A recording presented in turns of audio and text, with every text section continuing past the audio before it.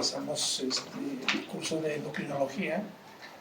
El tema que me corresponde a mí es hipófisis y sus patologías.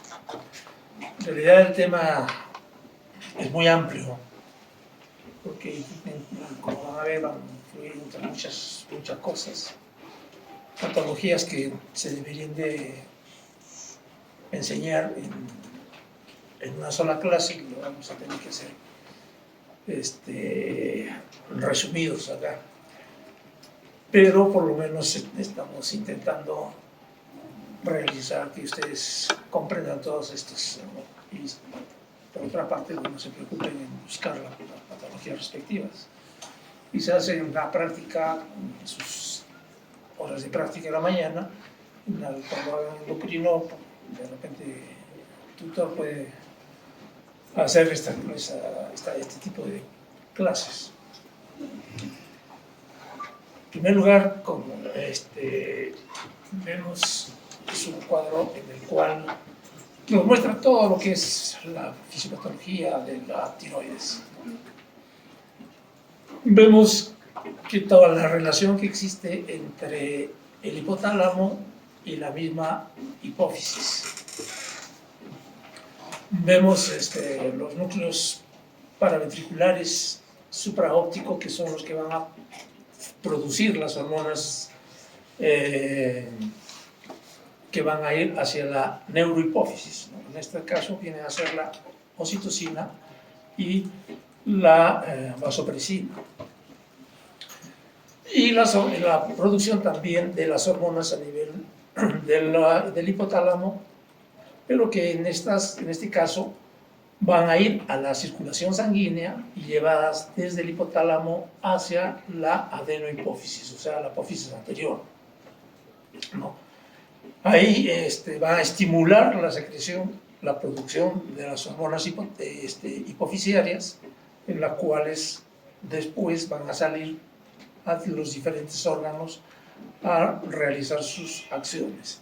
En cambio, los de la neurohipófisis solamente lo único que hace la hipófisis es tenerlas como un almacén, ¿no? Porque las hormonas se producen a nivel hipotalámico y de ahí bajan a la neurohipófisis, donde se van a acumular y cuando se necesita van a salir. O sea, la neurohipófisis no produce hormonas, sino solamente es un depósito. Bien. Entonces, lo que más nosotros vamos a encontrar más frecuentemente son los problemas de adenohipófisis. Entonces, ¿qué se produce a nivel hipotalámico? A nivel hipotalámico van a producirse hormonas estimulantes y algunas hormonas inhibitorias, ¿no? Que en el transcurso de la clase vamos a ir conversando. Entonces, las hormonas estimulantes de la glándula hipófisis vienen a ser la que están en este sector, no sé si lo ven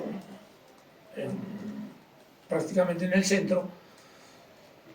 Tenemos la hormona gonadotrópica coriónica, las hormonas gonadotropinas, ¿no? Que es la LH y la FSH, la hormona de crecimiento, la prolactina y los factores estimulantes de la producción de estas hormonas, ¿no? El gen RH, que es la que va a producir o va a estimular la producción de LH-FSH, la hormona liberadora de hormona de crecimiento, que va a llevar hacia la hipófisis para la producción de hormona de crecimiento, la CRH, que es la hormona liberadora de la corticotrofina, es decir, que va a liberar la ACTH, y la producción de TRH. El TRH es el que va a estimular a la glándula hipófisis para la producción de TSH, ¿no? La prolactina, se dice de que su factor estimulador es la misma TSH, pero no solamente TSH, sino varias hormonas que van a actuar, serotonina, ¿no? Y diferentes sustancias que van a producir una estimulación de la prolactina, es decir, que no solamente hay, como en los otros casos, en los que hay una hormona exclusivamente liberadora de hormonas. Lo que sí tiene exclusivamente la prolactina es un factor inhibidor, es decir, que va a llevar a inhibición durante toda la vida, excepto cuando se necesita en el caso de gestaciones o de lactancia, disminuye su inhibición y va a salir la prolactina. Y este factor inhibidor va a ser la dopamina. Bien. Entonces, cada una de las hormonas van a ir, la TSH ya a nivel de hipófisis, va a estimular a la glándula tiroides para la producción de T3, T4, va a ir la CRH, que me está estimulando la ACTH, va a ir hacia la glándula suprarrenal para la producción del cortisol y de andrógenos. Después tenemos las gonadotrophinas, LH, FSH, ¿no?, que van a ir a estimular tanto ovarios en las mujeres como en los testículos en el varón, ¿no?, tanto para la espermatogénesis como para la producción de testosterona en un caso y estrógenos en otro caso. Después tenemos, bueno, la hormona de crecimiento, que es una de las hormonas que actúa en todo el organismo, sobre todo en niños, para la producción, para el crecimiento de los niños, sobre todo en huesos, en músculos y en el tejido adiposo. Después tenemos ya las hormonas, bueno, la prolactina, que solamente actúa a nivel de mamas para la producción de leche durante la lactancia, y de la neurohipófisis ya tenemos la oxitocina y la vasopresina o hormona antidiurética, ¿no? La antidiurética va a ir a inhibir la eliminación de agua a través en el riñón, y la oxitocina va a actuar cuando se necesita para producir contracción del útero después del parto, y a su vez también a nivel de mamas.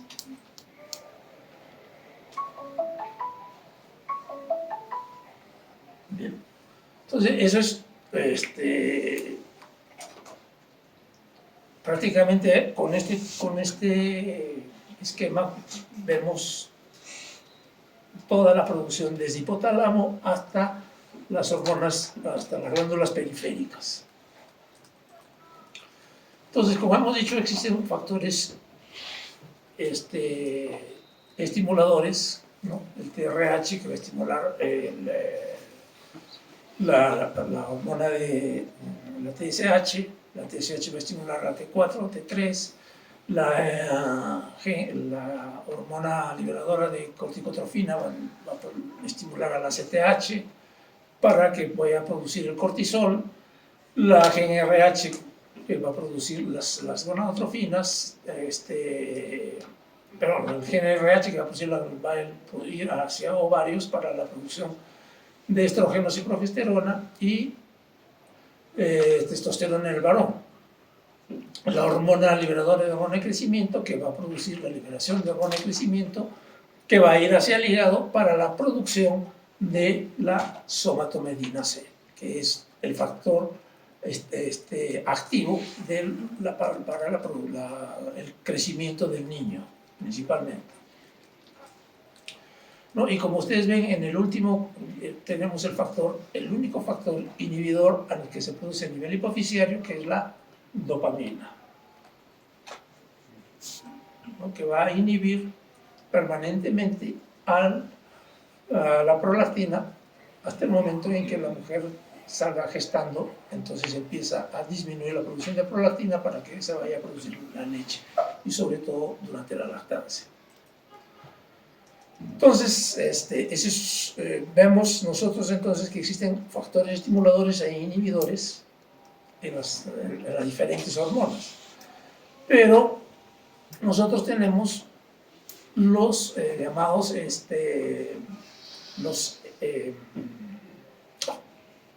que no vienen a ser factores inhibidores, pero sí van a producir inhibición, ¿no?, a través de la misma hormona, ¿no? Entonces va a haber una acción corta entre la hormona liberadora y el hipotálamo, ¿no? Cuando se produzca mucha hormona liberadora, de la cualquiera de las que hemos hablado, va a inhibir al hipotálamo para que ya no se siga produciendo las hormonas. Entonces, esa es una asa ultra corta. Tenemos una asa corta que viene a ser desde la hipófisis hacia el hipotálamo. Entonces, la hipófisis también, al producir mayor cantidad de hormonas hipofisiarias, como ACTH, TSH, la hormona de crecimiento, va a inhibir la producción del factor estimulador, ¿no? Esa es la asa ya corta. Y existe una asa larga en la cual de la hormona, la producción de hormonas, por ejemplo el TSH a nivel de hipófisis, va a inhibir la producción de hipófisis, ¿no? De la producción, a nivel de la hipófisis va a producir inhibición de las hormonas que se producen a nivel de la hipófisis. En este caso estamos hablando del T3, T4, van a inhibir la producción de TSH. Y la asa ultra larga, que viene a ser de la hormona directamente hacia el hipotálamo. Entonces, estas asas van a hacer que se mantenga en un nivel adecuado la cantidad de hormona productora cuando ya existe una cantidad suficiente de producción de hormonas finales, terminales o de hormonas hipofisiarias, ¿no? Lo que llamamos una retroalimentación.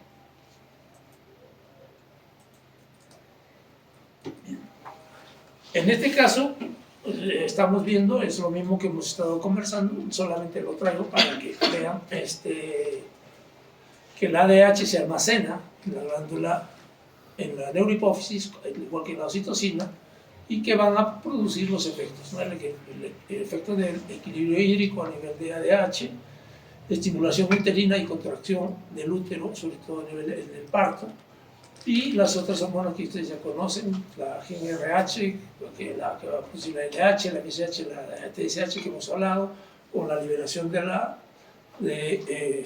testosterona en varones, estrógenos, progesterona en mujeres, la ovulación en varones, en mujeres y la espermatogénesis en el varón, ¿no? La prolactina, que es exclusivamente para la glándula mamaria, la producción de leche, la hormona de la GnRH, que va a estimular la producción de hormona de crecimiento, que va a ir al hígado para que se produzca el factor de crecimiento similar a la insulina, o IGF-1, y que es el que va a actuar sobre la estimulación para el crecimiento de los niños principalmente.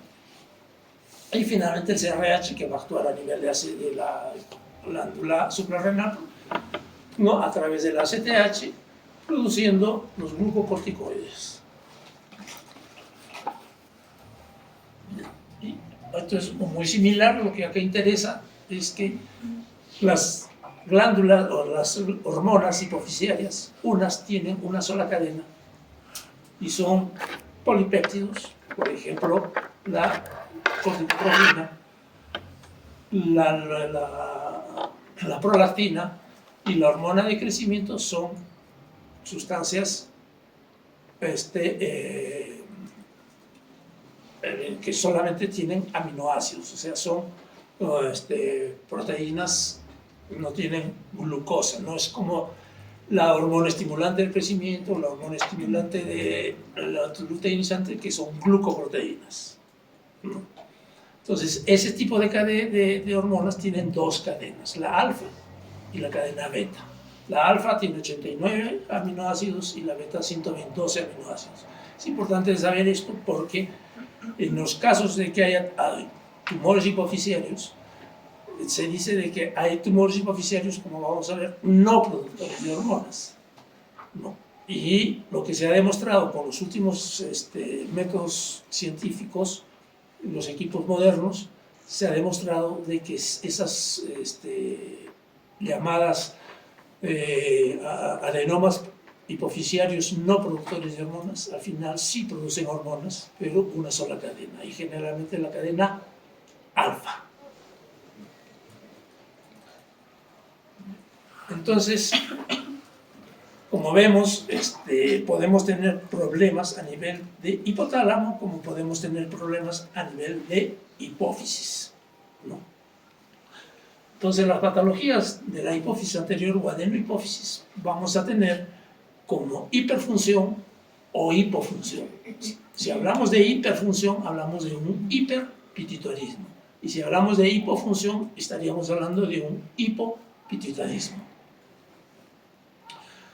Entonces, en la hiperfunción o hiperpituitarismo, la causa más frecuente son los adenomas hipofisiarios, o sea, los tumores a nivel de hipófisis, que el 99% son benignos.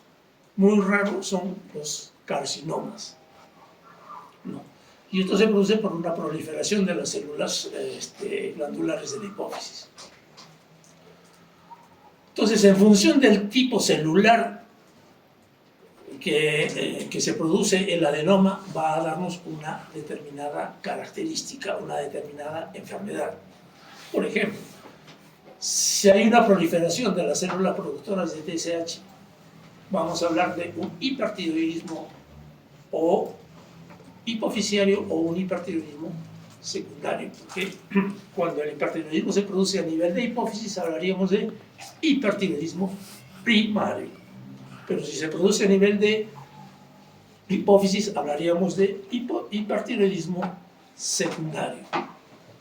Entonces, se va a producir un aumento de TSH que va a dar lugar en sí a un aumento de T3, T4, ¿no?, en la glándula hipófisis, dando los síntomas de un hipertiroidismo. La única diferencia que vamos a encontrar nosotros es a nivel hormonal. Si hablamos de hipertiroidismo primario, ¿qué vamos a encontrar? Vamos a encontrar un aumento de T3, aumento de T4, y por efecto de la retroalimentación que hemos hablado, va a inhibir a la producción de TSH. Entonces vamos a encontrar un TSH bajo, ¿no? Y en cambio T3 y T4 altos y un TSH bajo. Eso es en el hipertiroidismo primario.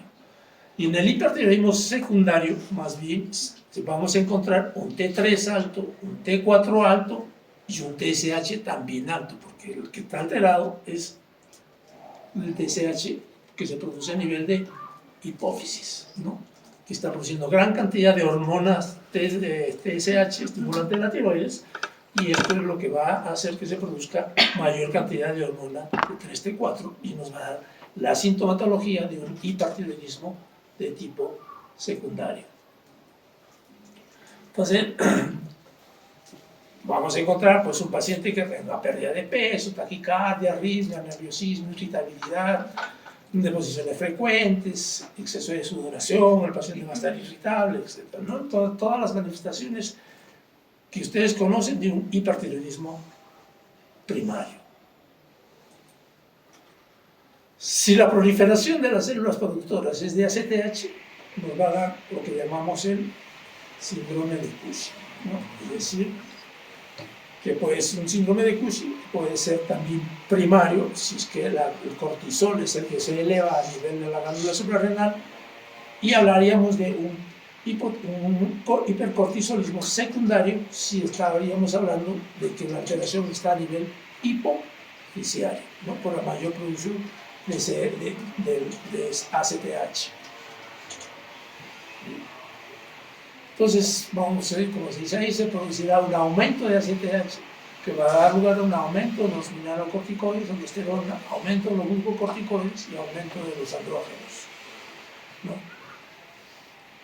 Cuando aumenta la secreción de cortisol y aldosterona, va a dar lugar a llamado enfermedad o síndrome de Cushing, ¿no?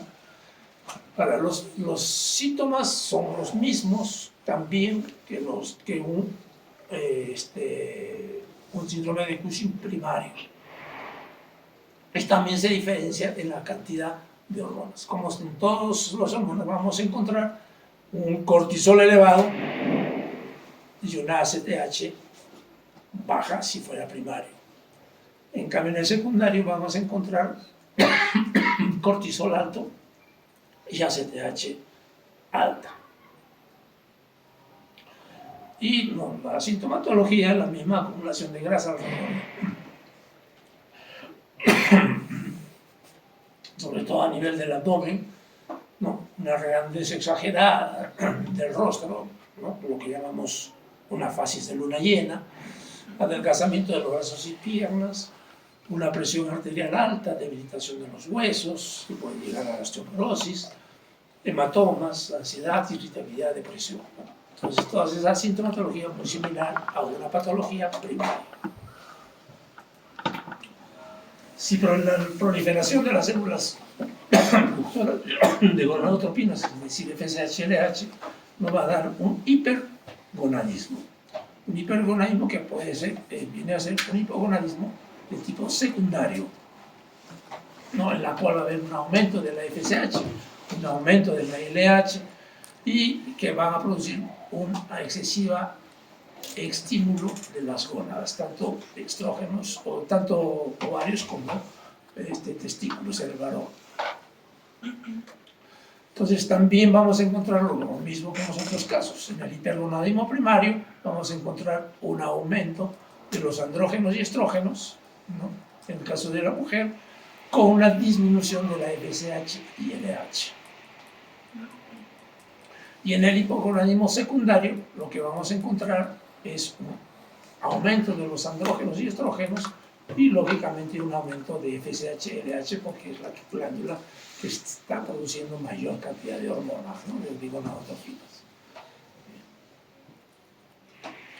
Entonces, el hipergonadismo puede también producir sintomatología, por ejemplo. En casos de niños prepuberales, acá habla de 11 o 12 años, podemos encontrar menos edades, inclusive de 8 años en varones, lo que llamamos pubertad precoz, o niñas menores de 7 años en las cuales empieza a producirse un aumento de la producción de hormonas, ¿no? Entonces, a eso llamamos nosotros pubertad precoz. No solamente se produce a los 11 o 12 años, sino ahora se está hablando de que la pubertad precoz en varones es a partir de los 8 y de las mujeres antes de los 7 años. ¿No? Entonces va a producir un aumento del nivel de andrógenos en los niños y el nivel de estrógenos en las niñas y va a provocar aparición de una pubertad precoz, ¿no? Es decir, que van a aparecer los caracteres sexuales secundarios, ¿no? Cambio de voz en el varón, menstruación en la mujer, vello axilar y pubiano, desarrollo mamario.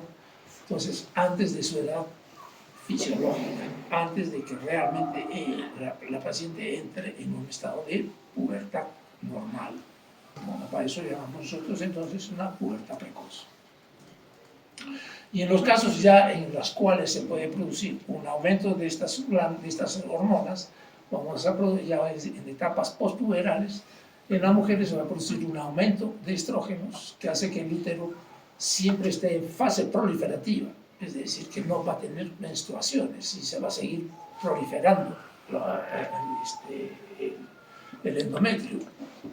Y eso nos va a traducir en hemorragias uterinas irregulares, va a llevarnos a anovulación y esterilidad, por supuesto.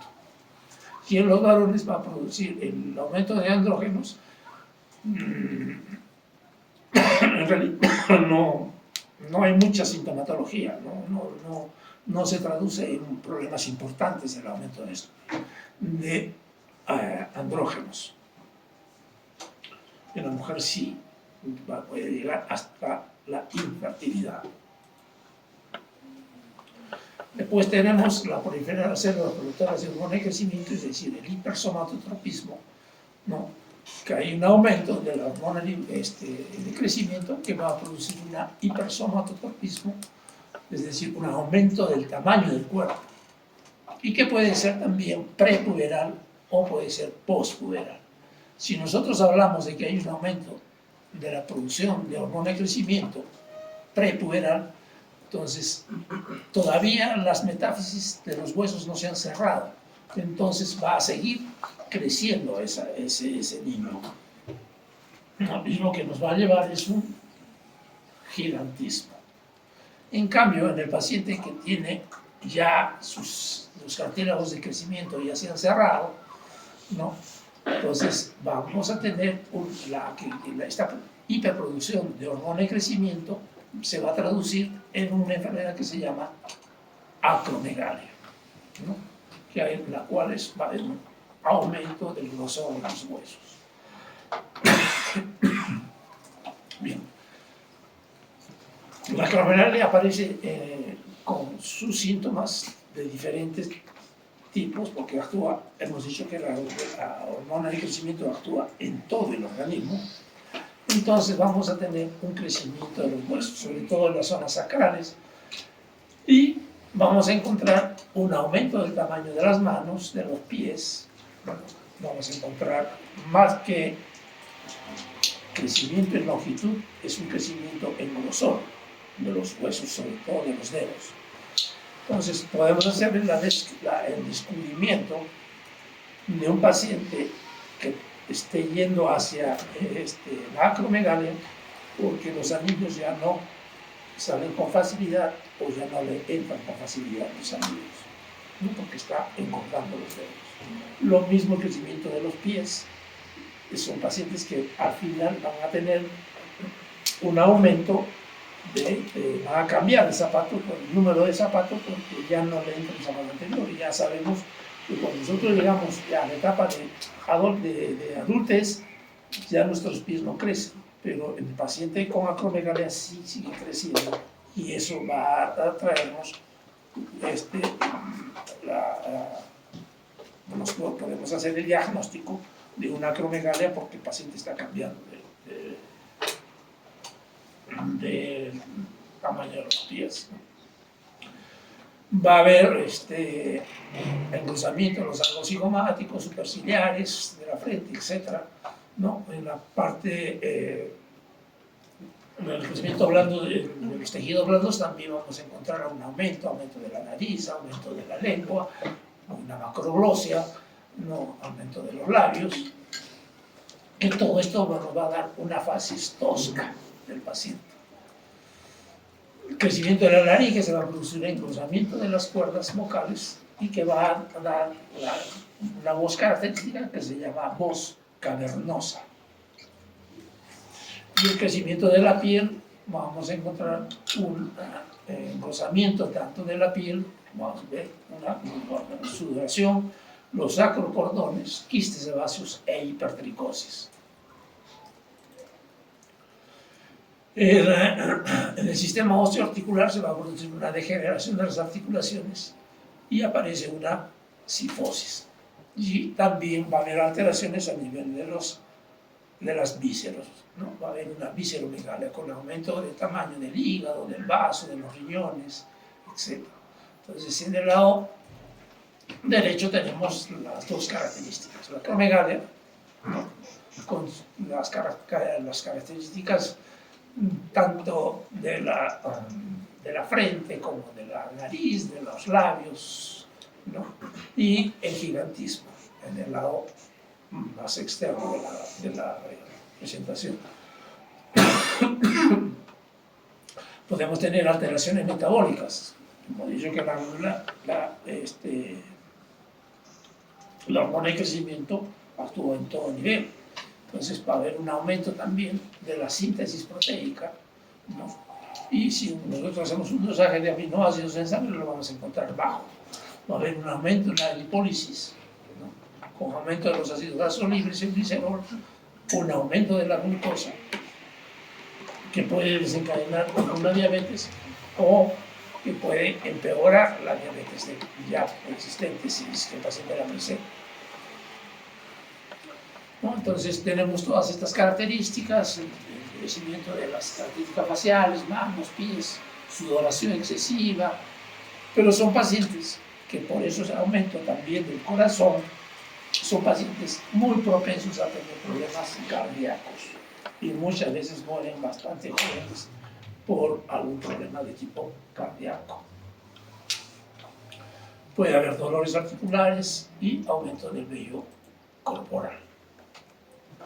Entonces, Entonces, la proliferación de las células productoras de prolactina nosotros llamamos una hiperprolactinemia, ¿no? Que en caso de la mujer, el aumento de prolactina va a producir dos cosas. Una, aumento de la producción de leche, a eso que llamamos galactorrea.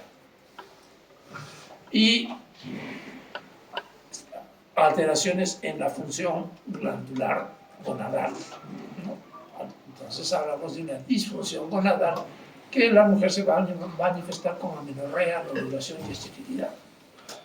Y a esto se le llama el síndrome de amenorrea galactorrea, ¿no? Cuando viene una mujer que nos dice, doctor, hace tanto tiempo que no menstruo y además me está saliendo leche por la mama, le decimos que lo más probable es que esto sea una hiperprolactinemia, ¿no? Síndrome de amenorrea galactorrea. En cambio, en el hombre va a haber una disminución de la libido y de la potencia sexual. Y esto se debe a que la prolactina va a disminuir la liberación de gen RH en el hipotálamo, por lo que va a disminuir la secreción de FSH y LH a nivel de hipófisis. Entonces, la prolactina por sí sola va a producir inhibición del gen RH. ¿No? También vamos a tener, los pacientes pueden venir con dolores de cabeza, cambios en la visión, trastornos alimenticios del sueño. Entonces, nosotros estamos hablando de tumores de adenomas hipoficiarios de acuerdo a la producción de cada hormona, ¿no? Si se aumenta de ACTH, va a haber un aumento de cortisol, etc. Pero no solamente son los síntomas de la producción de esa hormona que se esté produciendo, sino también va a haber síntomas a nivel cerebral. Y de estos síntomas nosotros vamos a tener un problema de tipo el síndrome quiasmático. Vamos a tener compresión de las estructuras cercanas, el crecimiento del tumor, ¿no? Puede haber compromiso del seno cavernoso, ¿no? Y a través del seno cavernoso están pasando los nervios, los pares craneales, el cuarto, el tercero, el cuarto, el sexto par y el quinto par, también algunas fibras del quinto par. Entonces, si el tumor crece hacia esa zona, hacia los senos cavernosos, puede haber alteración de la motilidad ocular. Si el tumor crece hacia arriba, es decir, hacia el casma óptico, vamos a encontrar alteraciones de tipo hemianopsias o cuadranopsias, ¿no? También va a producir un aumento puede producir un hipopituitarismo, ¿no? Porque va a comprimir el crecimiento del tumor, mientras más grande sea, va a comprimir el resto de la glándula hipofisiaria y va a producir disminución de la producción de hormonas y por esto puede producir un hipopituitarismo. Y si nosotros hacemos un fondo de ojo, vamos a encontrar también alteraciones a ese nivel por el aumento de una hipertensión endocraniana. Entonces, son efectos de masa, no solamente vamos a encontrar efectos hormonales, sino también efectos de masa. Si nosotros vemos que el quiasma óptico está alterado, vamos a encontrar una visión borrosa, cefalea, diplopía, defectos del campo visual, atrofia óptica, etc., ¿no? Entonces, estas cosas pueden suceder en un paciente que tenga un adenoma hipoficiario que esté creciendo hacia el quiasma óptico. Y los efectos del campo visual, ¿no? Va a ser las hemianopsias, puede ser una hemianopsia bitemporal, una hemianopsia homónima incongruente, un escotoma central, escotomas difusos, escotomas funcionales. Y en la parte de abajo tenemos la hemianopsia bitemporal, o sea, el paciente disminuye su campo visual. Si nosotros, yo hablo mis manos, yo no porque yo sé que estoy moviendo, pero noto que sí se están moviendo mis dedos, ¿no? Pero cuando hay disminución del campo visual, ya se pierde eso. Y si la visión se va haciendo más, cada vez, mientras más crece, se va haciendo más tubular, ¿no? Entonces, esa es la otra presentación que nosotros tenemos que tener en cuenta cuando hablamos de adenomas hipofisiarios, no solamente la producción de hormonas. Algo que podemos agregar acá, que no está dentro de las diapositivas, es cuando hablamos de adenomas, de microadenomas y de macroadenomas. Pues, cuando hablamos de microadenomas, ¿alguien sabe? Microadenomas hablamos si el adenoma hipofisiario es menor de 10 milímetros, o sea, 1 centímetro. Y hablamos de macroadenomas si el tumor es mayor. Entonces me va a indicar mayor de 10 milímetros. Entonces, si es mayor, hablamos de macroadenomas y probablemente el macroadenoma ya esté dando alteraciones de las que hemos hablado, ¿no?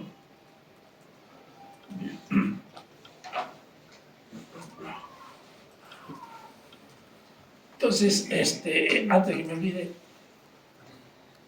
habíamos dicho que los adenomas podemos también catalogarlos como adenomas productores de hormonas, los que hemos hablado, los que producen ACTH, TSH, los que producen prolactina, hormona de crecimiento. Pero puede haber adenomas no funcionantes, es decir, que no tienen sintomatología de hiperproducción de hormonas, pero sí pueden tener, como no producen hormonas, no va a haber alteraciones en la mujer, como por ejemplo la menorrea, la galactorrea, supongamos de que haya un hiperprolactinoma. Si no fuera hiperprolactinoma y es un adenoma hipofisiario no productor de hormonas, no va a dar esta sintomatología. Entonces el paciente no se va a dar cuenta y el tumor va a crecer más. Y lo que va a predominar son los síntomas de compresión, ¿no? Los efectos de masa. Y eso significa que el crecimiento ha sido mucho mayor. Entonces los adenomas hipofisiarios no productores de hormonas van a crecer más rápido. Y como les había dicho al comienzo, estos adenomas productores o no productores de hormonas, se ha visto que sí producen hormonas, pero no las producen, no son hormonas activas. Son hormonas, sobre todo las hormonas que se producen, que tienen dos cadenas. O sea, hemos demostrado de que los adenomas no productores de hormonas tienen la cadena alfa. Entonces sí producen hormonas, pero no son hormonas activas. La otra patología de la hipófisis viene a ser el hipopituitarismo, ¿no? O la hipofunción de la pituitaria, que es la causa mucho más frecuente de todas las que tenemos. Y la primera es la necrosis isquémica.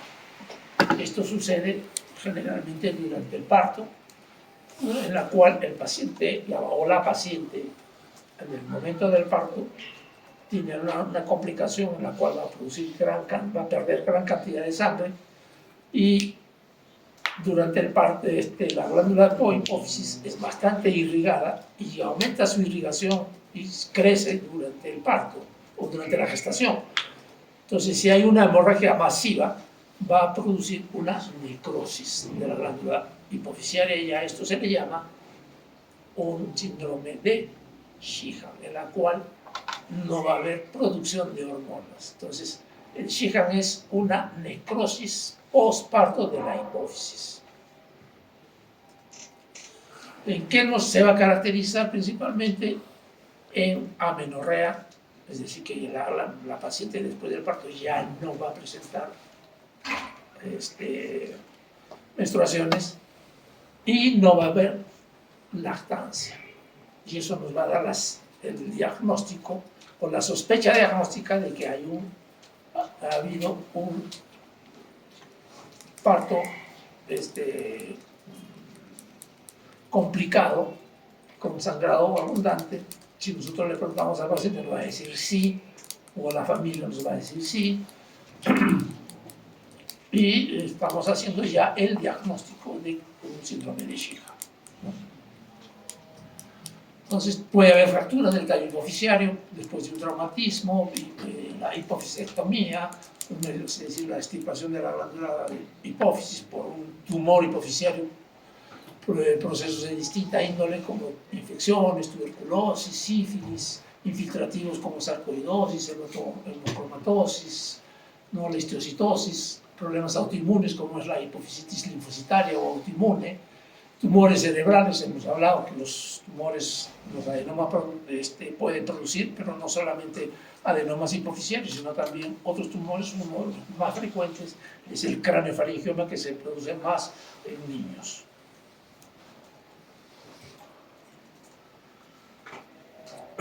Entonces, ¿qué alteraciones podemos tener?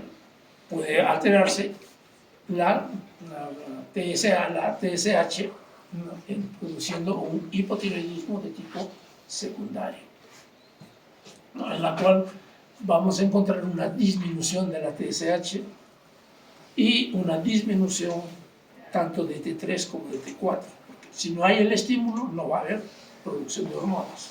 Entonces, ambas van a estar bajas, tanto TSH como T3 y T4. Es decir, vamos a entrar en un hipotiroidismo, pero de tipo secundario, ¿no? ¿Y qué nos diferencia esto? Simplemente el examen de hormonas. Mientras que en el hipotiroidismo primario lo que nosotros vamos a encontrar es una disminución de T3, T4, porque la alteración está a nivel de tiroides. No hay producción de T3, T4, no hay quien inhiba la producción de TSH y se va a seguir produciendo TSH.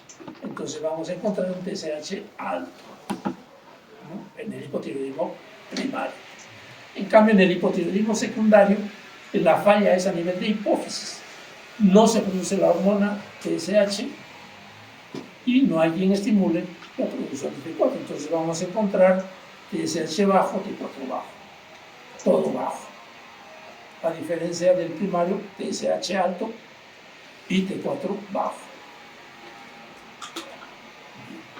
La sintomatología es muy similar al hipotiroidismo primario, con la diferencia de que en este caso nosotros no vamos a encontrar bocio, ¿no? En cambio, en el hipotiroidismo primario sí podemos encontrar bocio, no siempre, pero sí podemos encontrar bocio. Va a haber astenia, intolerancia al frío, constipación, bradicardia, relajación, los reflejos lentos, el edema periovitario, los cambios medicamentosos, roquera, anemia.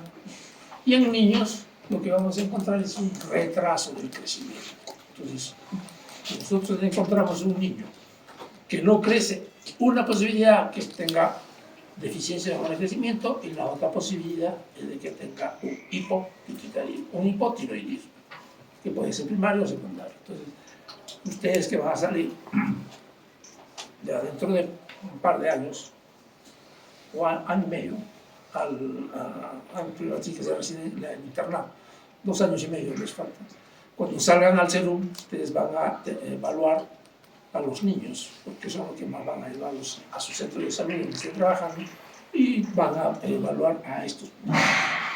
Entonces hay que hacer el diagnóstico temprano si hay una deficiencia hormonal o si es de repente una talla corta por otras causas.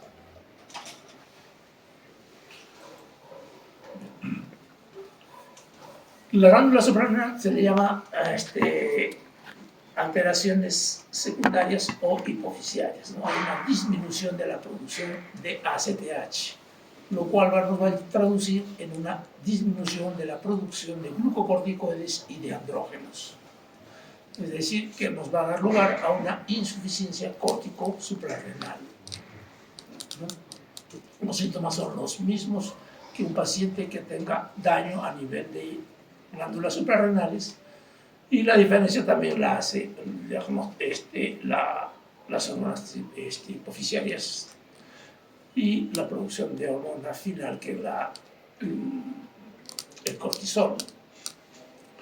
Si la alteración es insuficiencia suprarrenal, primaria, lo que vamos a encontrar, es decir, que no se va a producir es el cortisol, pero sí se va a producir la CTH, entonces vamos a encontrar la CTH alta. Y en caso de que la alteración sea a nivel hipofisiario, lo que vamos a encontrar es bajo todo, bajo el cortisol, bajo ACTH. Entonces vamos a encontrar pacientes que van a tener astenia, anorexia, adelgazamiento, hipoglicemia, hipotensión, ¿no? Son pacientes que van a tener un pobre bronceado en la piel, astenia, debilidad, anorexia, náuseas, vómitos, mialgias, disminución del vello axilar y pubiano, hiponatremia, fiebre. Y en casos de insuficiencias agudas, ¿no? Por pacientes que vayan a ser sometidos de repente a alguna intervención quirúrgica o urgente o tengan algún estrés severo, vamos a encontrar de repente una insuficiencia suprarrenal aguda, con náuseas, vómitos, dolor abdominal, hipotensión, el paciente puede estar en coma, ¿no? Entonces puede haber un colapso vascular por hiponatremia. El potasio, ¿no? La calemia, va a estar normal, a diferencia del problema de primarios en los cuales el potasio es alto. ¿Por qué? Porque el potasio depende del eje renina-angiotensina, ¿no? O sea, de los mineralocorticoides. Y el daño en la hipófisis no se daña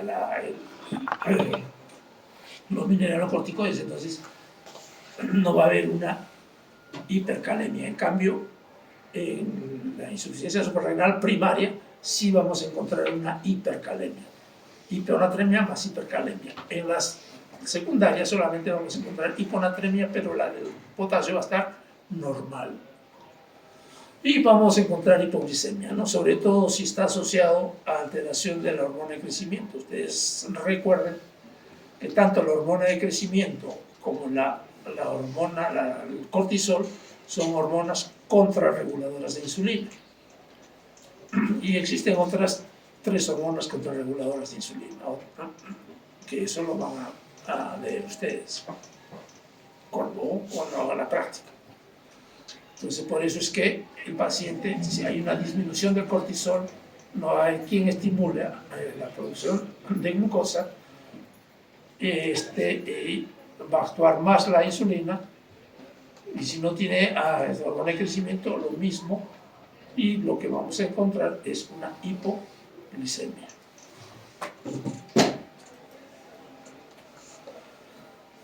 Si la alteración está a nivel de las glándulas de las gónadas, ¿no? Es el hipogonadismo, que es secundario o hipofisiario.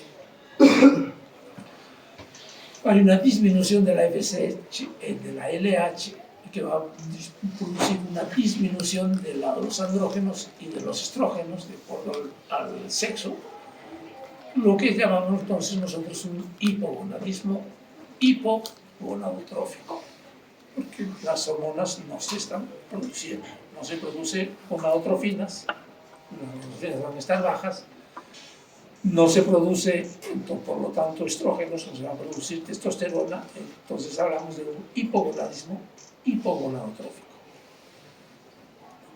Si nosotros hacemos un estudio, entonces encontramos una disminución de los andrógenos y estrógenos, si es primario, y con un aumento más bien de la FSH-LH, lo que viene a suceder generalmente en la menopausia.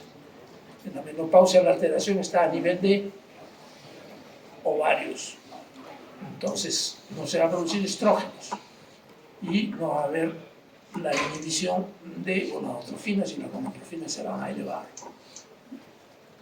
En cambio, en el hipogonadismo secundario vamos a encontrar una disminución de los andrógenos y disminución de FSH-LH.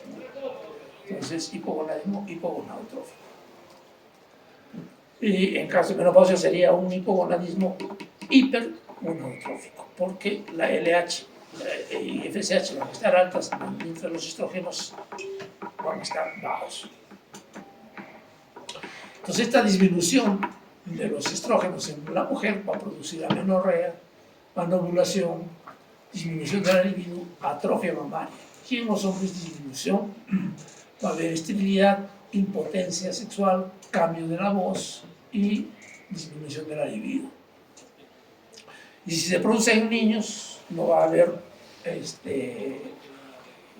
desarrollo y por lo tanto vamos a encontrar una ausencia de los caracteres sexuales secundarios tanto en varones como en mujeres y la falta del cierre de los cartílagos de crecimiento va a hacer de que estos niños crezcan más de lo normal, entonces van a tener una talla alta.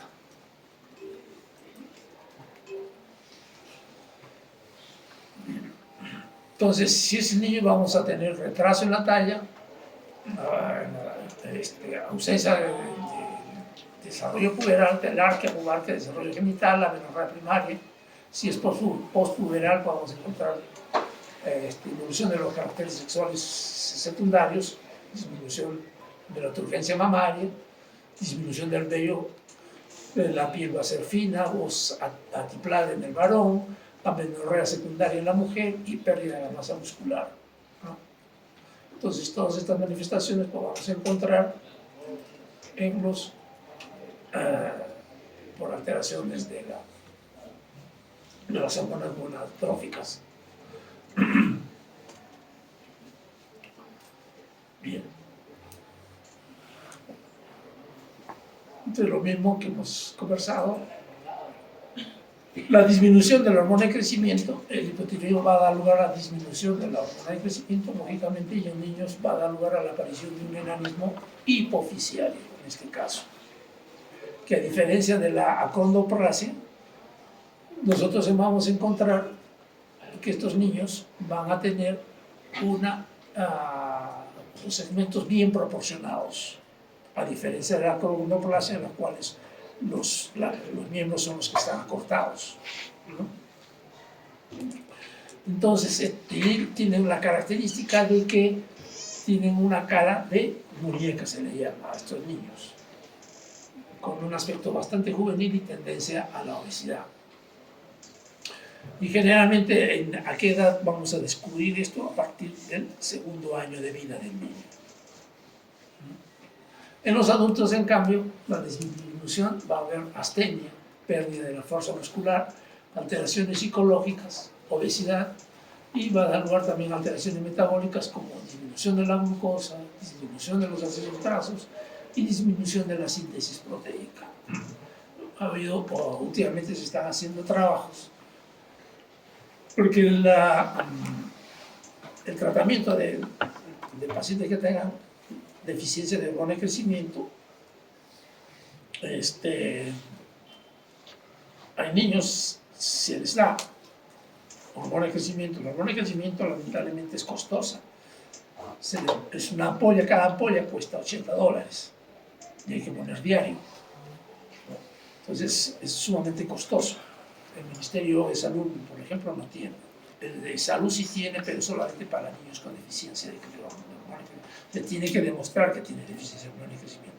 No se da a cualquier niño por talla baja, sino que tengan deficiencia de hormona de crecimiento. Y a los niños que tengan insuficiencia renal, que va a disminuir su crecimiento, y hay niños que tengan el síndrome de Turner. A esos el seguro sí les da hormona de crecimiento. Es el único que da también. Después, salvo que las clínicas tengan dinero pues, para o sea, el paciente o la familia tengan dinero para poder comprar. Entonces, pero en Estados Unidos se está haciendo la intención, como hay, hemos dicho, de que hay alteraciones tanto en la astenia, en la fuerza muscular, incluso se dice que en las arrugas de la vejez, se está intentando dar hormona de crecimiento en pacientes que tengan una edad adulta alta. Incluso se está llamando que la hormona de crecimiento es la hormona de la juventud, ¿no? Pero hasta ahora, lamentablemente, el costo es muy alto para hacer pruebas. Bueno, nosotros, Estados Unidos podrá tenerlo, ¿no? Entonces, quizás con el tiempo Ustedes saben que mientras más se use un producto, empieza a disminuir su costo. Entonces, quizás con el tiempo baje el costo del crecimiento y podrá ser usado más frecuentemente en mayor cantidad de personas, tanto niños como adultos, ¿no? Entonces, en niños vamos a tener retardo de crecimiento, talla baja, aumento de la adiposidad, hipoglicemia. En adultos, disminución de la capacidad de ejercicio, aumento de riesgo, mortalidad, obesidad, malestar psicológico, social, arrugas faciales finas y pequeñas, prematuras, sobre todo a nivel de los orificios naturales, ¿no? A nivel de la boca, por ejemplo. Y la prolactina, hay una disminución de la prolactina, la hipoprolactinemia es asintomática, excepto si aparece en el posparto, como hemos dicho, en el caso del síndrome de Sheehan, ¿no? En la cual hay una disminución de la producción de prolactina que nos va a traducir en ausencia de lactancia. Después no da sintomatología, a diferencia de la hiperprolactinemia, que sí va a traducirse en amenorrea galactorreosa. Después tenemos patología de la hipófisis posterior o neurohipófisis, que también puede haber una hiperfunción, es decir, un hiperpituitarismo, pero en este caso a nivel de la hipófisis posterior o neurohipófisis, o una hipofunción en la misma zona. En realidad, esta patología generalmente es producida a nivel de hipotálamo, porque hemos dicho de que la producción de este tipo de hormonas, tanto oxitocina como vasopresina, es a nivel hipotalámico, y solamente a través de los axones de las células bajan hacia la hipófisis posterior, donde se almacena, a diferencia de la hipófisis, en las cuales se producen los factores liberadores que van a estimular a la glándula, a la adenohipófisis, para la producción de diferentes hormonas que hemos conversado. Entonces, como nos dice ahí, la neurohipófisis no sintetiza hormonas, sino que solamente las almacena. Entonces, las alteraciones que se afectan es a nivel del núcleo supraóptico y paraventricular del hipotálamo, que son donde se produce la oxitocina, vasopresina, y nos va a producir hiperfunción o hipofunción de estas. Si hablamos de hiperfunción, va a dar lugar a un aumento de ADH. Oxitocina casi no nos interesa porque solamente interviene durante el parto para la contractura del útero. En cambio, la hormona antidiurética o vasopresina sí es importante porque se va a traducir en trastornos, ¿no? Trastornos de hipersecreción o de retención urinaria, por ejemplo, ¿no? Entonces, si nosotros tenemos que hay una hiperfunción o un hiperpituitarismo en la neurohipófisis, a esto se le llama el síndrome de secreción inadecuada de hormona antidiurética, es decir, que se produce gran cantidad de hormona. Entonces, ¿qué va a producir? Aumento de la secreción de ADH o vasopresina, y lo que va a ocasionar es disminución en la eliminación del agua, ¿no? Entonces, podemos tener las causas, unas alteraciones neurológicas, ¿no? Neoplasias malignas, enfermedades pulmonares, que no se conoce bien el mecanismo, pero puede producir aumento. Se dice de que puede haber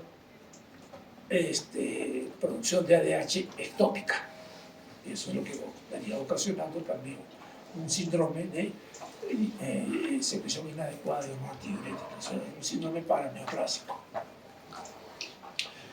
Entonces, el aumento de ADH va a dar lugar a un aumento de la reabsorción de agua en el túbulo renal, dando lugar a un aumento de la volemia. Entonces, si no orina, va a aumentar la agua en sangre, entonces va a aumentar la volemia.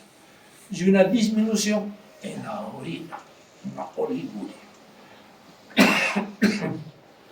El aumento de la volemia va a dar lugar a una osmolaridad, por dilución. Y esto va a hacer que haya una disminución de la reabsorción de sodio en el túbulo renal, dando lugar más bien a un aumento de la natriuria y por lo tanto o aumentar la osmolaridad urinaria, y va a haber una hiponatremia. Entonces, aumenta el líquido a nivel sanguíneo, pero va a disminuir el sodio va a aumentar en la salida y va a producir una hiponatremia con un aumento de la volemia.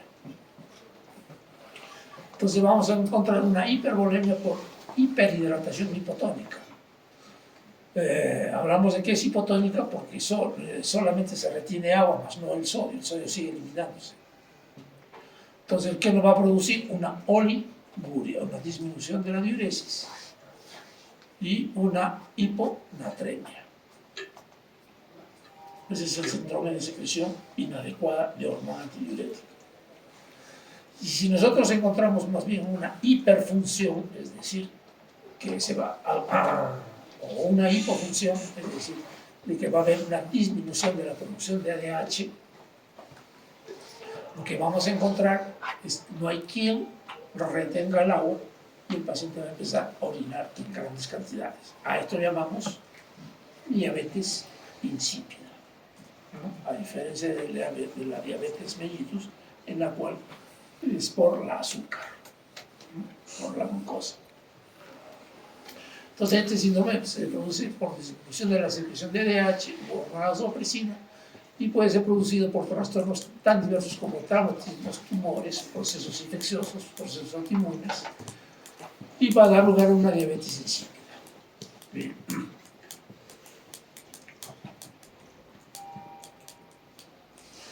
Dentro de las patologías de la hipófisis hipotálamo tenemos también patologías hipotalámicas y que van a traducirse muy similarmente que las que hemos hablado, y en este caso estaríamos hablando de un hipotiroidismo o un hipogonadismo o un hipocortisolismo, pero de tipo terciario, porque la alteración estaría a nivel de hipotálamo, ¿no? Es decir, que no se producen los factores liberadores de hormonas. Entonces, si no se producen los factores liberadores de hormonas, no hay quien estimule la producción de las hormonas hipofisiarias y a su vez no van a producirse las hormonas finales de las glándulas periféricas. Entonces vamos a tener hiperfunción si es que se produce un aumento de estas hormonas, e hipofunción si disminuye la producción de estas hormonas. La sintomatología todo es similar a lo que hemos hablado anteriormente. Lo que hay que hacer es saber reconocer dónde está la alteración, y para eso existen las llamadas pruebas dinámicas, ¿no? Entonces nosotros decimos, si se sospecha de una secreción hormonal, vamos a hacer una medición de las hormonas hipofisiarias. Si son normales, solamente vigilancia.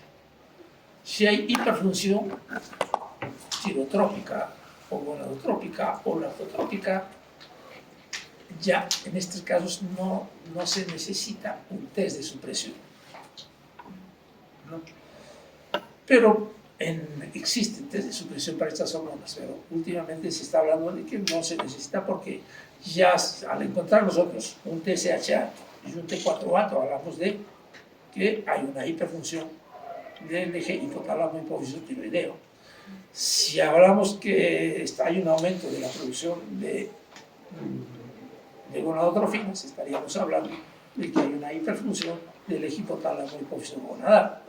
Y si hay producción aumentada de prolactina, solamente como prolactina no tiene una hormona o una glándula que produzca otra hormona, sino que actúa directamente en la glándula mamaria, entonces vamos a encontrar el síndrome de amenorrea galactorrea. Entonces no se necesita test de supresión. En cambio, cuando hay hiperfunción corticotropa o cuando hay hiperfunción somatotrópica, sí vamos a necesitar un test de supresión. Podemos necesitar un test de supresión. ¿no? Sobre todo, ustedes su presión, por ejemplo, en la corticotropina es el cortisol libre urinario, el cortisol en saliva de 24 horas, los test de supresión con dexametasona, o también tanto para hormona de crecimiento como para la función de cortisol podemos utilizar la sobrecarga oral de glucosa, porque hemos dicho que tanto el hormona de crecimiento como el cortisol son hormonas contrarreguladoras de insulina, ¿no? Entonces, si nosotros tenemos una hipersecreción de gonadotropinas, TSH, T4, el TSH, por ejemplo, o de prolactina, se dice que no suele ser necesario la prueba de supresión. En cambio, si se sospecha de la existencia de una hipersecreción de corticotropina, sí se debe de hacer pruebas de supresión. Y en este caso lo que nosotros primero tenemos que es confirmar si existe o no existe aumento del cortisol. Entonces, si nosotros estamos sospechando que de un síndrome de Cushing, tenemos que hacer un estudio de cortisol. Y para eso hacemos el cortisol, el libre urinario, ¿no? En la orina de 24 horas, medimos en la orina de 24 horas cuánto de cortisol hay. Si está en valores normales, pero si está en valores disminuidos, entonces hablaríamos de que hay una disminución de la producción de cortisol. Y si está en valores altos, ya estaríamos hablando de que hay una hipersecreción de cortisol y por lo tanto estaríamos hablando de un síndrome de Cushing. ¿No? Ahí hay una producción de cortisol. Otra prueba que podemos hacer es el cortisol salivar nocturno. Se dice que es la prueba más que tiene mejor aceptación, pero que lamentablemente no todos los sitios lo hacen. Pero que yo sepa, por lo menos en Arequipa, cortisol salival de 24 horas no lo tenemos. O mejor dicho, cortisol salival en nocturno. Se junta la saliva a las 11 de la noche y se hace la toma de muestra al día siguiente. ¿Qué otro test tenemos? El test de supresión con 1 miligramo de dexametasona. Normalmente, si nosotros damos un test de dexametasona, vamos a suprimir el eje. Debe de suprimirse el eje. Entonces, damos dexametasona a las 11 de la noche y tomamos una muestra a las 8 de la mañana. Si es normal, va a haber una disminución de la producción de cortisol, entonces se está suprimiendo. Pero si hay un hipercortisolismo, no va a suprimir. Entonces vamos a demostrar de que hay un aumento de cortisol, hay un aumento de la producción de cortisol. Entonces con estas pruebas nosotros estamos demostrando que sí hay un síndrome de Cushing, pero no sabemos dónde está localizado. No sabemos si es primario, si es secundario, o de repente puede ser ectópico. Entonces, para eso usamos la prueba de dexametasona de 8 miligramos. Entonces, y podemos hacer la prueba de ACTH. Si nosotros tenemos una ACTH alta con un cortisol bajo, ¿dónde estaría la alteración? ¿Quién me responde?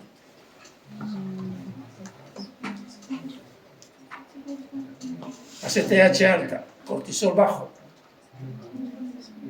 ¿Dónde está la alteración? ¿Ah? Primaria, ¿cierto? A nivel de glándulas suprarrenales. Entonces yo ya estoy demostrando de que el problema es en glándulas suprarrenales. Pero si yo encuentro una ACTH baja y un cortisol bajo, ¿dónde estaría la alteración? A nivel hipofisiario, porque no hay quien produzca. Pero cuando nosotros encontramos la ACTH alta con cortisol bajo, decimos que hay un síndrome de Cushing. Pero el síndrome de Cushing puede ser hipofisiario o puede ser ectópico, porque hay tumores que producen aumento, son más que ACTH, producen aumento de CRH. Por ejemplo, el tumor de la neoplasia de las células pequeñas, las células en avena del pulmón, produce bastante CRH. Entonces, si yo veo que el ACTH está alto y el cortisol bajo, yo digo, ¿es un Cushing? Sí, es un Cushing. No es primario, no es primario, porque el cortisol está bajo. Pero sí la ACTH está alta. Entonces yo digo, ¿es hipofisiario o es ectópico? Entonces para eso me sirve el test de estimulación con 8 miligramos. Cuando nosotros damos dexametasona de 8 miligramos, lo que vamos a hacer es de que disminuya la producción de ACTH hipofisiaria. Entonces con eso estoy demostrando que el trastorno está a nivel de hipófisis. Pero si yo le doy la dexametasona y no disminuye la ACTH, entonces yo digo, el problema es ectópico, porque no lo llega a suprimir. Entonces para eso me sirven los test. En primer lugar, test de cortisol, los test de cortisol para demostrar que es un Cushing. Y el test de 8 miligramos para demostrar dónde está localizada la célula. Y la ACTH, lógicamente, tengo que solicitar, ¿cierto? ¿Alguna duda en esto? ¿Está claro?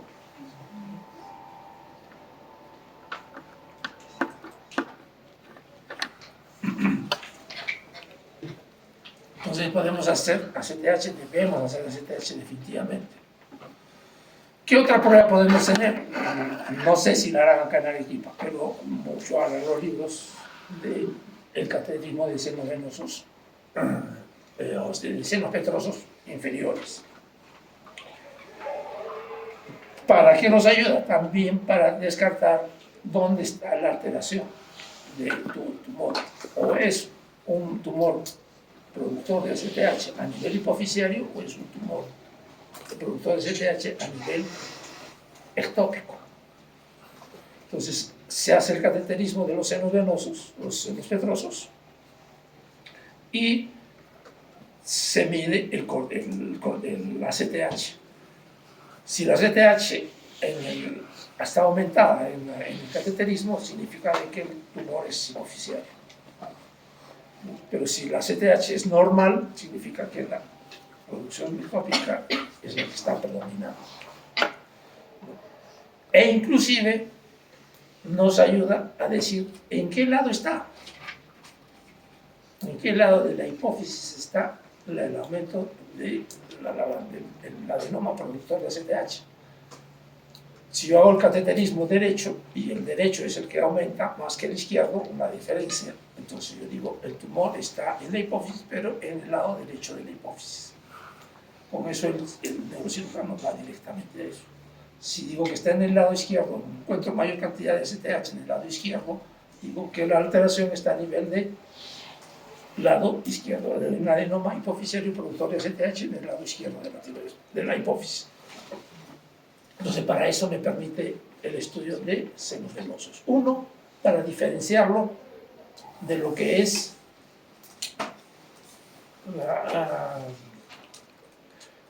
la ACTH alta por un problema hipofisiario o un problema ectópico. Y la segunda es para ver si es que es hipofisiario, dónde está localizado, derecho o izquierdo. Para eso me sirve el cateterismo de senos venosos o senos petrosos inferiores. No sé si eso lo arranca, que yo tenga conocimiento, no sé si lo arranca. Tiene que ser un radiólogo intervencionista especializado. Quizás en Lima haya, pero acá no lo hace. Ante una sospecha de hipersecreción de hormona de crecimiento, podemos hacer un test de sobrecarga a la glucosa. Entonces se da glucosa, se toma muestras a los 30, 60, 90 y 120 minutos, la administración de 75 gramos de glucosa, que es lo que se usa generalmente en el test de tolerancia a la glucosa, es la misma dosis. Y lo que vamos a encontrar es una falta de supresión de la hormona de crecimiento, ¿no? Normalmente, si nosotros damos bastante glucosa, va a disminuir la producción de hormona de crecimiento. Pero si no disminuye la hormona de crecimiento, significa que hay un adenoma productor de hormona de crecimiento. Y lo mismo podemos hacer con el factor de crecimiento similar a la insulina, o somatomenina, o IGF-1. Entonces se puede medir ambos. Si sospechamos de una hipofunción hipofisiaria, si hacemos la medición de las hormonas hipofisiarias, si encontramos valores normales, solamente hay vigilancia. Si encontramos una hipofunción tirotrófica, gonadotrófica o lactotrófica, no es necesario hacer un test de estimulación, ¿no? Entonces, ¿por qué? Porque vamos a encontrar un TSH bajo, una prolactina baja, el cuadro clínico también nos va a ayudar.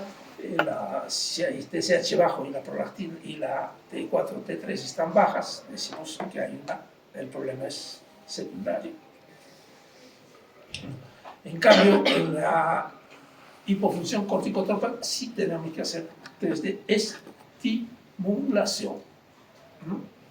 Que es la hipoglicemia insulínica, es decir, que se coloca insulina para disminuir la glucosa, llevarlo a la hipoglicemia, y como les vuelvo a repetir, es una hormona contrarreguladora de insulina, va a hacer que aumente la hormona de crecimiento. Si no aumenta, significa que la alteración está a nivel hipofisiario, porque no hay buena producción de hormona de crecimiento. Las células productoras de hormona de crecimiento están alteradas, entonces no va a haber un aumento. Lo mismo sucede con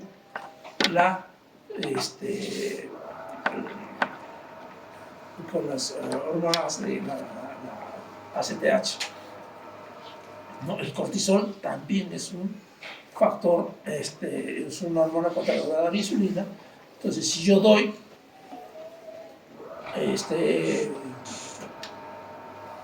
insulina, también vamos a hacer que haya una hipoglicemia, y normalmente debe aumentar la ACTH para que aumente el cortisol. Pero si no aumenta, significa que la alteración está a nivel hipofisiario. No hay una buena producción de ACTH. Entonces, estos test nos van a ayudar mucho. En niños, por ejemplo, también podemos hacer el test del ejercicio. Hay el test de ejercicio solo y el test de ejercicio con propanolol. Hay la L-dopa, la clonidina. Nosotros usamos bastante el test de clonidina, pero hasta que dejó, aparentemente hace muchos años atrás, ya por lo menos unos 8 o 10 años, que ha desaparecido la clonidina. ¿Ustedes saben qué es la clonidina? No. ¿Saben qué clonidina? No.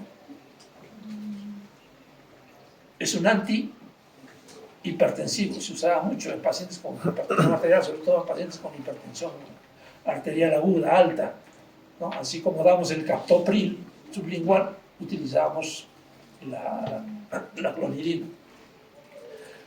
Eso digamos en emergencia. Pero nosotros como endocrinos usábamos la clonidina con la finalidad de producir un aumento de la producción de hormona de crecimiento, ¿no? Entonces la L-dopa, la clonidina, podemos utilizar como pruebas de estimulación.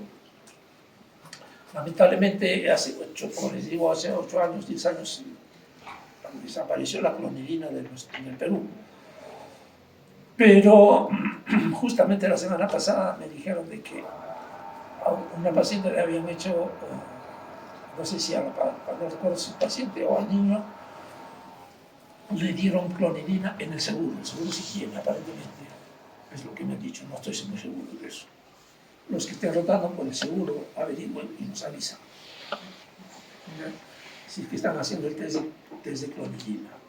De repente vuelve a ir a la clonidina, no sé, ojalá.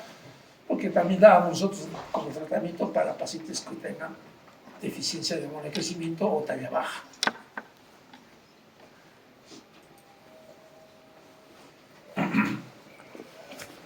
Cuando existe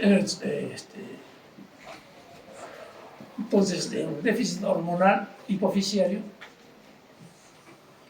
puede ser aislado o puede ser múltiple. Hablamos de un hipopituitarismo parcial o un hipopituitarismo total, y el hipopituitarismo total es conocido con el nombre de panhipopituitarismo, es decir, que todas las hormonas están alteradas.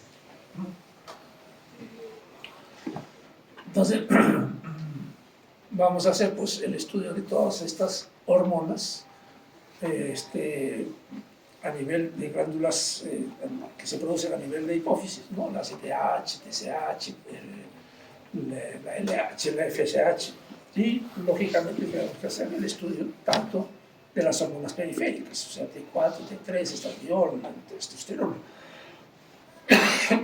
para decir dónde están las alteraciones.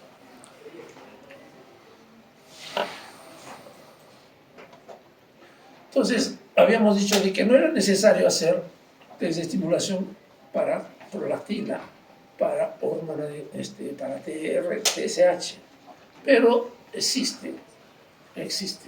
O sea, incluso en algunos sitios está en desuso, pero en otros sitios sí se utiliza. Nosotros no, porque no tenemos el factor importante, que es el TRH, por ejemplo, en la producción para ver pacientes que tengan deficiencia de TSH. Entonces, en otros sitios hay TRH, se da 200 a 500 microgramos endovenoso y se toman muestras a los 5, 15, 30 y 60 minutos y se ve si es que el TSH aumenta, hablamos de que es normal. Pero si el TSH no aumenta, sigue bajo, hablaríamos de que hay un hipopituitarismo. Lo mismo hablaríamos con las gonadotrofinas. Damos GnRH, signo 200 microgramos en bol, tomamos muestras a los 0, 30 y 60 minutos y si es normal, la LH debe estar entre 300 a 600% más, la FSH entre 150 a 300, pero si no hay una buena respuesta, entonces estaríamos hablando de que hay déficit de la función de LH-FSH. Y lógicamente vamos a encontrar disminución de los estrógenos y de progesterona.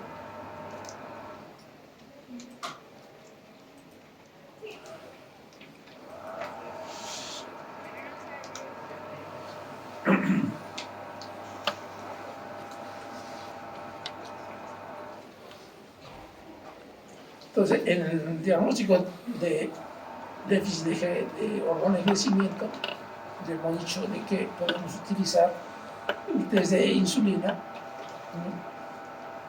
Los niños más bien vamos a utilizar el test de insulina, podemos utilizar el test de L-Dopa, el test del ejercicio solo, ejercicio con propanolol, el test de arginina, el test de clonidina, el test de glucagón, en algunos casos estuvieron, lamentablemente tampoco no tenemos glucagón en el Perú. Y esas serían las dosis, por ejemplo, ¿no? La hipoglicemia inducida por insulina, podríamos dar dosis de insulina de 0,5 a 0,15 por kilo de peso y tomamos muestra a los 60 minutos, cada 15 minutos hasta las 3 horas, llevándolo al paciente a la hipoglicemia y debe elevar. Tanto este test se utiliza, vuelvo a repetir, para hormona de crecimiento, déficit de hormona de crecimiento, como para déficit de cortisol, ¿no? De ACTH.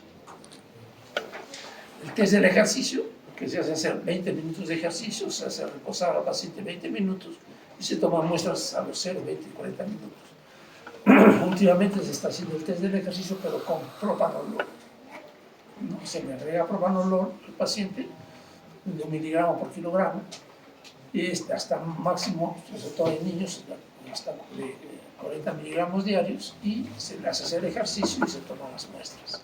El test de clonidina, como hemos hablado, de 50 a 250 microgramos, el test de arginina y el test de secreción de hormona de crecimiento a la medianoche. En este caso, hay que tratar de que el paciente pues, no esté despierto. Ustedes saben que, o no despertarlo, porque durante el sueño es donde se produce mayor cantidad de hormona de crecimiento.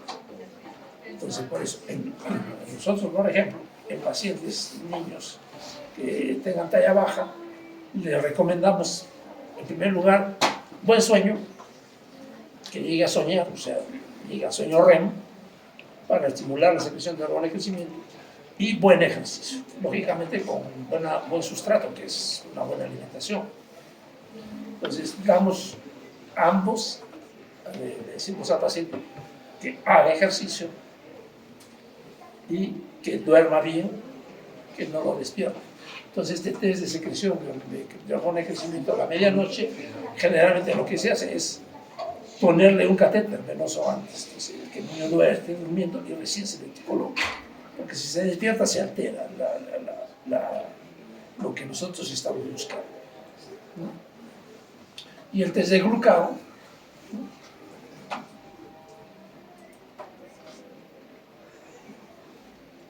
En caso de evaluar el corticotrófico, hemos dicho que podemos utilizar también el test de insulina, ¿no? La misma dosis del test para la hormona de crecimiento, pero también podemos utilizar la metilapona, en algunos casos le llaman metopirona, que es lo mismo, metilapona o metopirona es lo mismo. No, es un agonista de ACTH.